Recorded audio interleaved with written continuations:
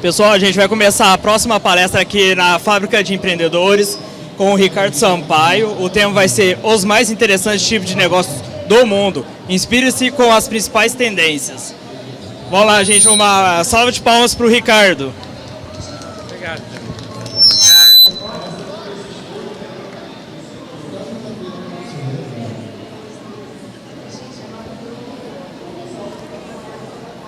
Olá, queridos, boa tarde, tudo bem? Que bom encontrá-los aqui, né, num ambiente tão colaborativo, de tanta instrução, tanto conhecimento. E nós estamos aqui exatamente para falar sobre isso, né, para todos os efeitos. Meu nome é Ricardo, não é professor, nem mestre, nem tio, é Ricardo mesmo. A gente está aqui para compartilhar com vocês o que a gente tem vivido nesses 34 anos de Sebrae, né? Eu estou lá já há tanto tempo que eu acho que muitos de vocês nem eram nascidos. Mas uma das coisas que nós temos aprendido em relação ao Sebrae é que, diferente daquilo que muitas pessoas pensam, o negócio do Sebrae não são empresas. O negócio do Sebrae são pessoas. O nosso próprio slogan, a nossa própria definição de empresa, ela está focada nas pessoas. E hoje me pediram para falar de negócios inovadores. E é impossível a gente falar de negócios inovadores sem primeiro a gente mapear um cenário de mundo, né? Tudo tem tido uma alteração muito grande e não só no aspecto geopolítico, mas social, econômico, em termos de recursos, em termos de educação. E é preciso que a gente primeiro se antene para onde está indo esse mundo, para onde estão indo as empresas e para onde estão indo os empreendedores. Então, hoje, pela tarde, nós vamos bater um papo rápido, né, sobre as probabilidades que você e eu temos de, no futuro, estar empreendendo. Porque, sabe, querido, o mundo ele não está mudando, o mundo já mudou, né? E no momento em que a gente vive num contexto de de 2023, com uma cabeça ainda de 2017, nada vai ser significativo, nada vai alterar a minha realidade. Então, uma das coisas que eu gostaria de começar essa palestra contando para vocês que há muitos anos atrás eu li um gibi do tio Patinhas, onde tinha uma história do Pato Donald com a avó Donaldo. Acho que todos vocês conhecem o Pato Donald, né? E o Pato Donald foi visitar a avó Donalda no sítio e aí encontrou de cama, destruída, muito cansada, porque no dia anterior ela tinha ido fazer uma limpeza nos tapetes da casa. E ela pegou os tapetes, colocava num varal e ela pegava uma vassoura e ela batia nos tapetes até que a poeira descesse e ela ficou extremamente exausta desse serviço. E o Pato Donald disse para ela: eu vou lhe arranjar uma maneira melhor de fazer isso, muito mais moderna. E ele chegou e entregou para ela um aspirador de pó. E pode ter parecido para ela a revolução do outro mundo, mas semanas depois ele voltou na casa da vovó Donalda e ela estava em estado lastimável, muito pior do que o primeiro. E ele perguntou: mas eu não lhe dei o aspirador, por que a senhora não usou? Ela disse: eu usei. Ele disse: me mostre como a senhora usou. Ela pendurou os tapetes e ela batia nos tapetes com aspirador de pó. Sabe, queridos, essa história ela é pitoresca, mas eu vou dizer para vocês, muitas das empresas que hoje nós atendemos ali no Sebrae ainda estão vivendo no século XXI com mentalidade do século XX. Só para vocês terem uma ideia, a esmagadora maioria de negócios que são abertos em Manaus ainda hoje, eles estão dentro de 3 áreas. Ou é alimentação, ou é vestuário, ou é estética e beleza.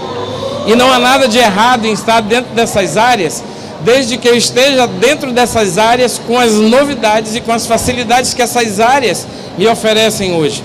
A questão é que ainda muitas pessoas estão na linha de o que é que eu vou abrir, né? Não sei se vocês lembram da época que aqui em Manaus tinha muita gente vendendo suco de laranja no sinal, né? Nessa cidade infernal que a gente vive, quem não gostaria de pegar um suco super gelado sem sair do carro, ali no horário de meio-dia, naquele calorzão?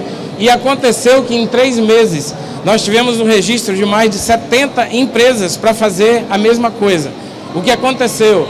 A 70ª empresa já não conseguia se manter no mercado, porque o mercado já estava tomado. E quando a gente fala em inovar, ela parte primeiro da minha mente.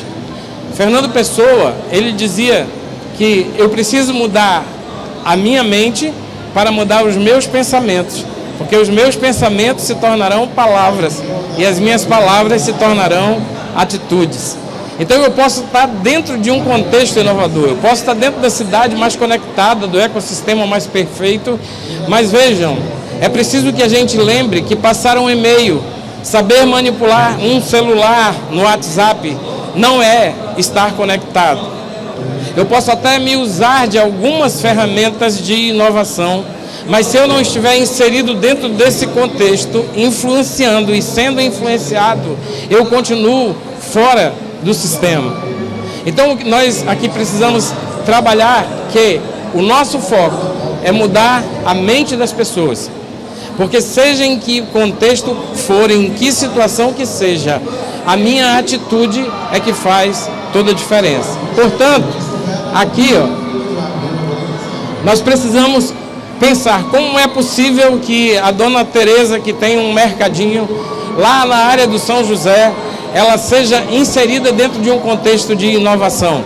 Geralmente a gente tem a ideia de que a inovação é algo próximo da NASA, é algo fantástico, sobrenatural, quando na realidade apenas a alteração de alguns processos pode gerar um ganho de produtividade.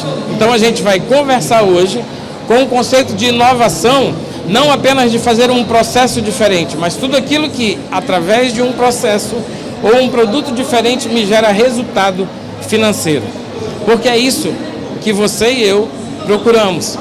Então, analisando de forma geral,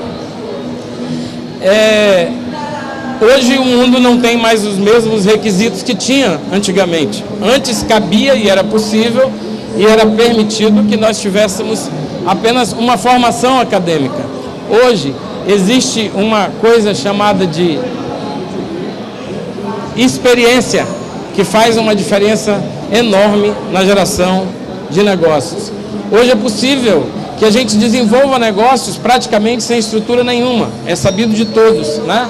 O Uber é uma das maiores empresas do mundo sem possuir um único carro. Então eu posso usar muito mais o modo de fazer do que o capital para gerenciar.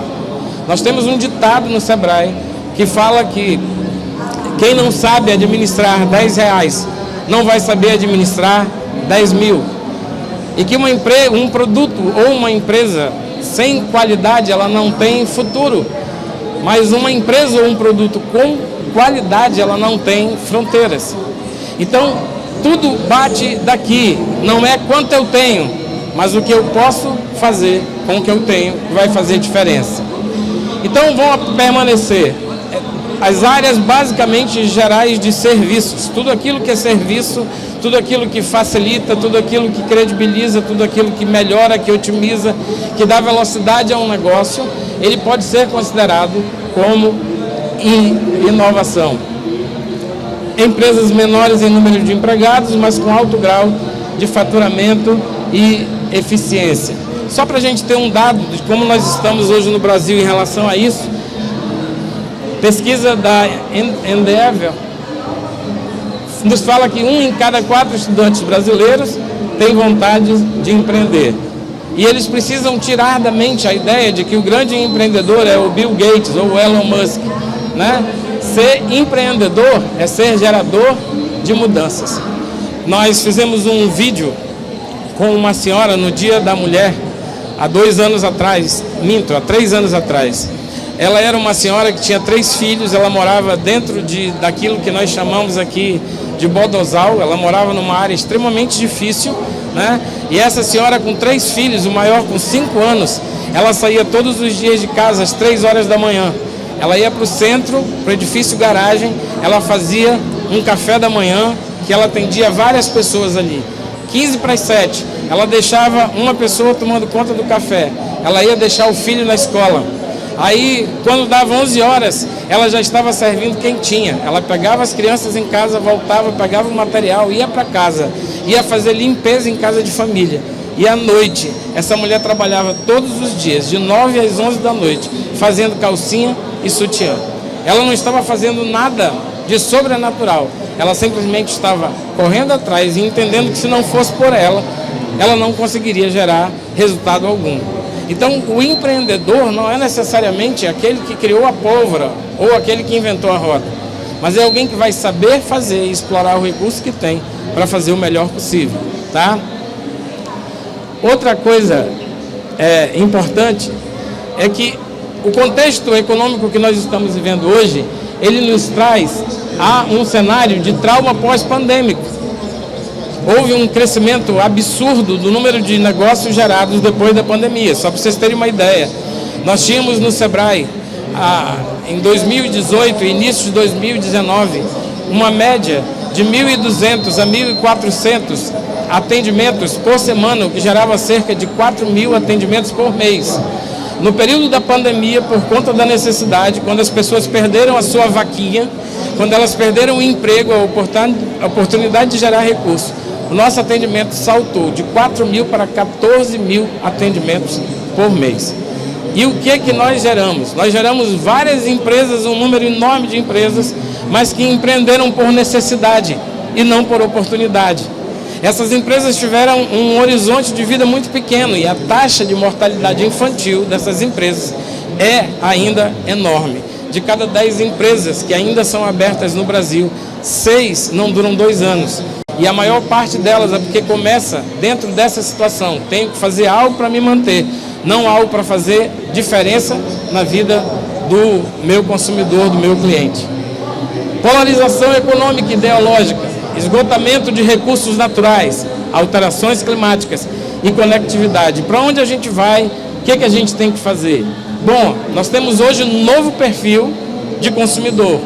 É um consumidor muito mais atento, muito mais informado, muito mais exigente e um consumidor que vai exigir um nível de interação com você muito maior. Por isso que nós dizemos, não adianta simplesmente eu produzir um produto que faz parte da cadeia produtiva de uma área de produção onde existe um ecossistema de inovação perfeito. Funcionam instituições, funcionam atores, funcionam empresas. É preciso que eu esteja atuando ali para ser um colaborador dentro desse sistema. E aí, quais são os nossos cenários e tendências? Primeira coisa, o novo mundo. Crescimento populacional de 7,7 para 8,5 bilhões de pessoas e 1 bilhão dessas pessoas tem acima de 65 anos. Considere, na mensuração do seu público-alvo, pessoas da terceira idade. A terceira idade não tem mais o mesmo perfil que tinha antes. Eu conheço velhinhos que são mais conectados do que eu, que têm muito mais interação, que conseguem agir muito mais na coletividade do que eu mesmo. 2/3 da população em grandes cidades, ou 80% do PIB global será formado dentro de grandes cidades. Um mundo globalizado, digitalizado, conhecido, migração em massa de área costeira, por conta do derretimento das geleiras, né? E uma migração para o centro dos países. Então, tudo aquilo que sirva como elemento de serviço, de logística de transporte, de educação, de prestação de serviço pessoal, certamente vai ter uma grande aceitação no mercado. Elevação climática em até 3 graus do planeta, busca por energia limpa, renovável e a mobilidade urbana coletiva. Gente, eu não sei se vocês já ouviram falar, certamente a maioria, na Agenda 2030, que é a agenda da ONU, para que no ano de 2030 a gente alcance 17 objetivos de sustentabilidade e de permanência das pessoas com qualidade no mundo. Essas regras aqui já... eu vou passar mais. Elas vão se intensificar nos próximos dias. E aí, se eu tenho um novo mundo, eu tenho também um novo consumidor. Eu tenho uma massificação de consumo, vamos ter padrões altíssimos para isso. A praticidade de consumo e de acesso remoto ou presencial, delivery de tudo. Só quero fazer um parêntese aqui.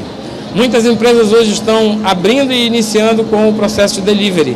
Mas delivery é muito mais do que comprar uma moto ou contratar um entregador.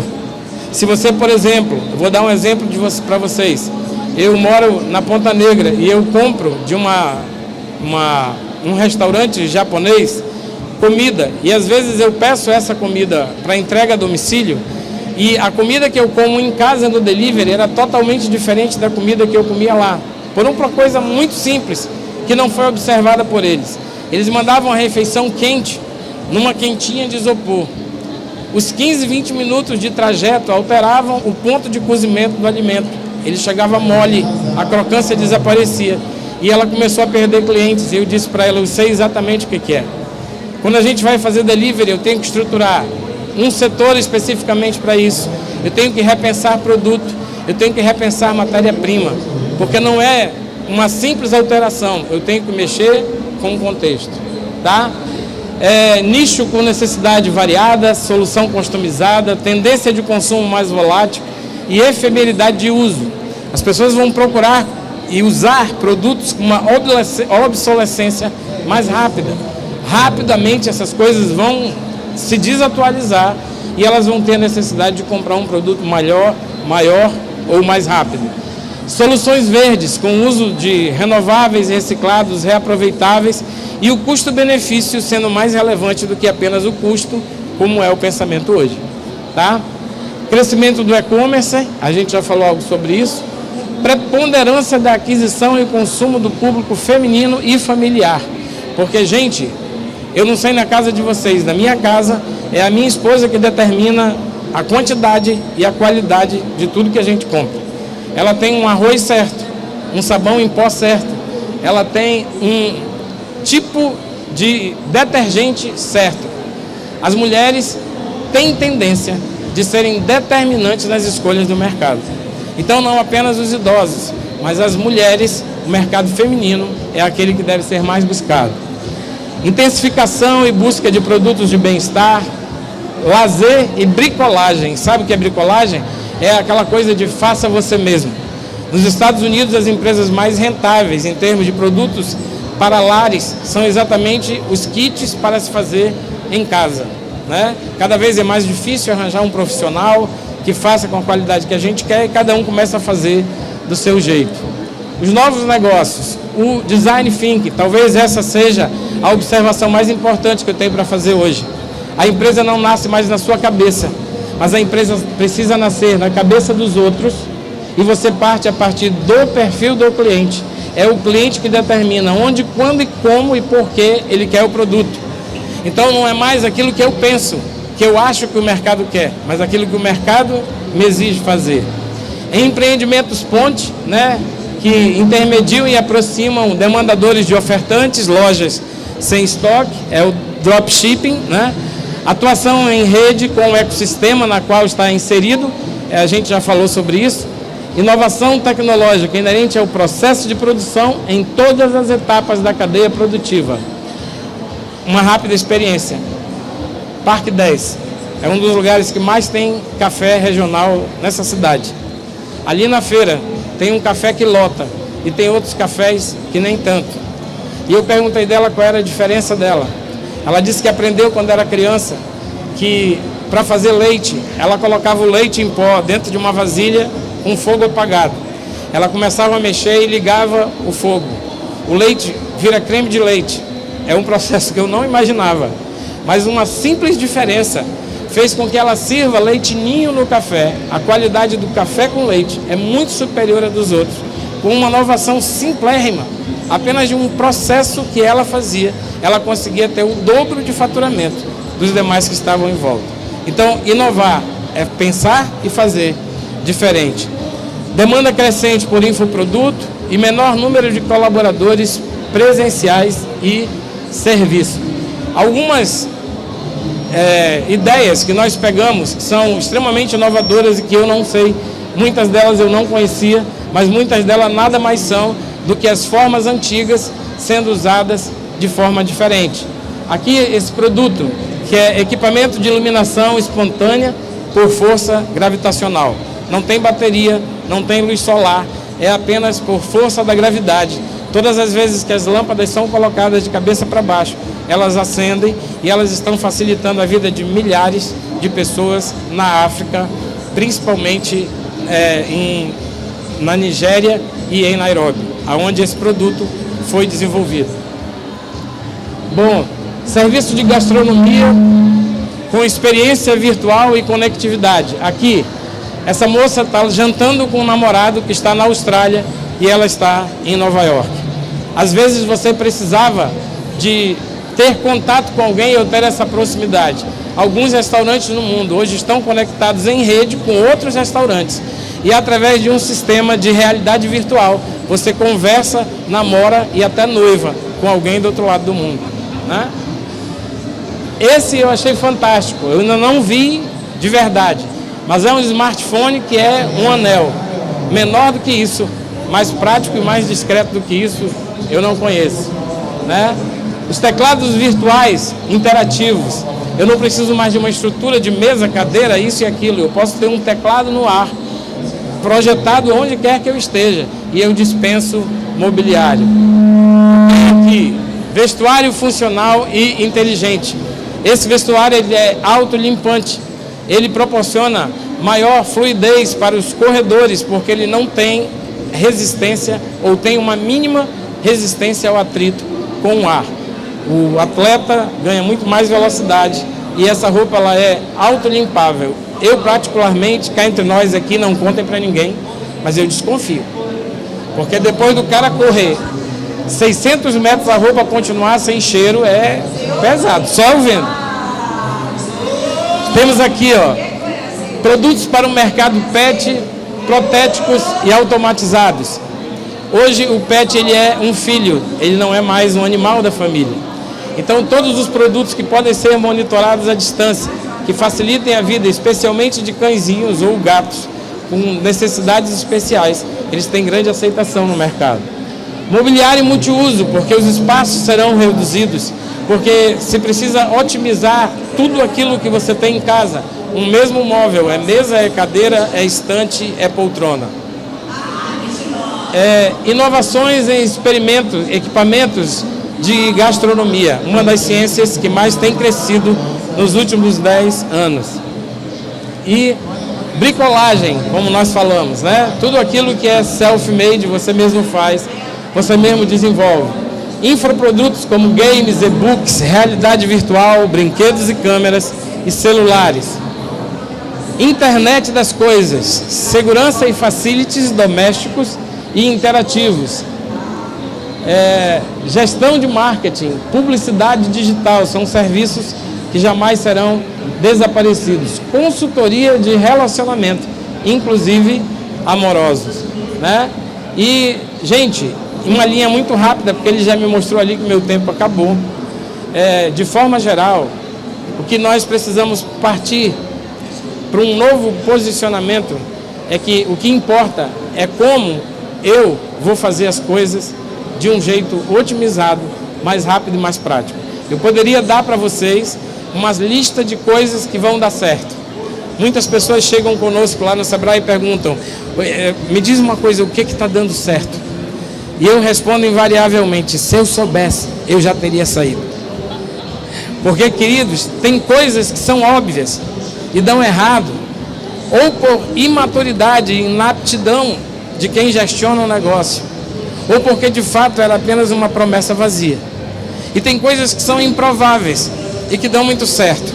O que eu poderia dizer para você que está com a intenção de montar um negócio? Primeiro, use uma expertise, um conhecimento que só você tem. Eu atendi um rapaz que trabalhou durante 10 anos na Moto Honda. E ele trabalhava na linha de produção. Ele foi chefe da linha de produção e gerente de um setor de produção. E quando ele saiu de lá, ele chegou comigo e disse que ele queria montar uma fábrica de pano de trapo.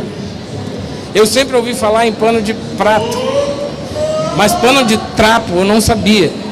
E ele me explicou que o pano de trapo era um produto, um monte de retalho de tecido que era costurado de qualquer jeito.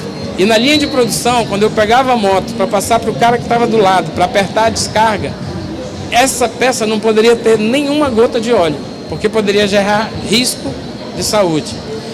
A Moto Honda comprava, naquela época, faz anos isso, faz uns 8 anos, 70 quilos de pano de trapo de Belém por dia. Ele saiu da empresa, ele foi nas casas de quilo, daqui de Manaus, montou uma empresa com um resto de panos, 5 costureiras. Hoje ele atende as 4 produtoras de duas rodas daqui da cidade de Manaus. Sabe o que dá dinheiro? É aquele segredo que só você sabe. É aquela questão que você conhece com tanta profundidade que você tem certeza que quando você monta algo, realmente vai fazer diferença. E eu preciso de dinheiro. Gloriane é uma moça haitiana. Chegou em Manaus logo depois do terremoto do Haiti. Ela não tinha nada, a não ser 3 filhos e era viúva do marido que morreu no terremoto. 19 anos. Ela ganhou uma garrafa de térmica. E ela começou nessa garrafa térmica a vender café no Sebrae, ali na Júlia Herrera, todas as empresas que tinham ali por perto. Em pouco tempo ela percebeu que a Osiana, que trabalha no Sebrae, adora cuscuz de manhã cedo.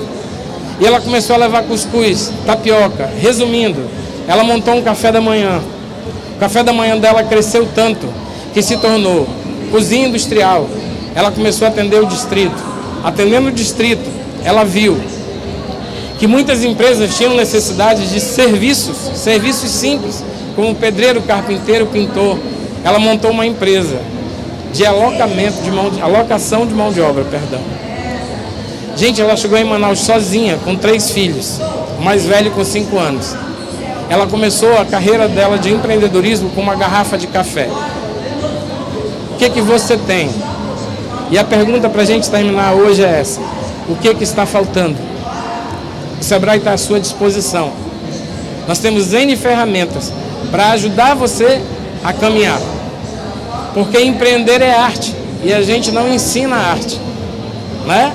A gente ensina o que é o vermelho, o que é o verde, a combinação de cores. Mas sabe, o grande capital que vocês têm não é recurso, é a ideia. Se vocês quiserem, nós estendemos a mão para vocês, para fazerem o melhor. Beleza? Obrigado.